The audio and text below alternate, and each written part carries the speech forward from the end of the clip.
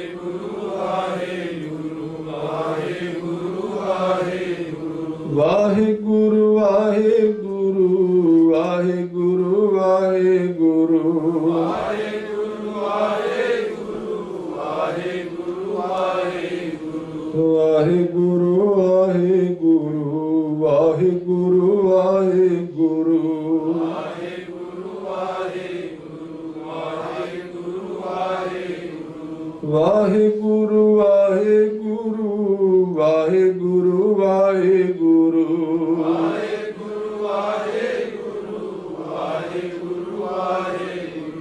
ਵਾਹਿਗੁਰੂ ਵਾਹਿਗੁਰੂ ਵਾਹਿਗੁਰੂ ਵਾਹਿਗੁਰੂ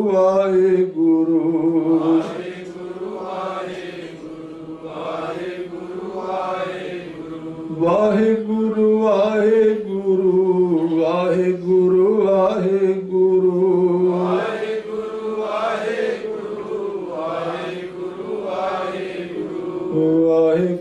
ਵਾਹਿਗੁਰੂ ਵਾਹਿਗੁਰੂ ਵਾਹਿਗੁਰੂ ਵਾਹਿਗੁਰੂ ਵਾਹਿਗੁਰੂ ਵਾਹਿਗੁਰੂ। ਇਹਨੀਆਂ ਬੇਨਤੀਆਂ ਪ੍ਰਵਾਨ ਕਰਨੀਆਂ ਹੋਈਆਂ ਭੁੱਲਾਂ ਚੁੱਕਾਂ ਦੀ ਖਿਮਾ। ਵਾਹਿਗੁਰੂ ਜੀ ਕਾ ਖਾਲਸਾ ਵਾਹਿਗੁਰੂ ਜੀ ਕੀ ਫਤਿਹ।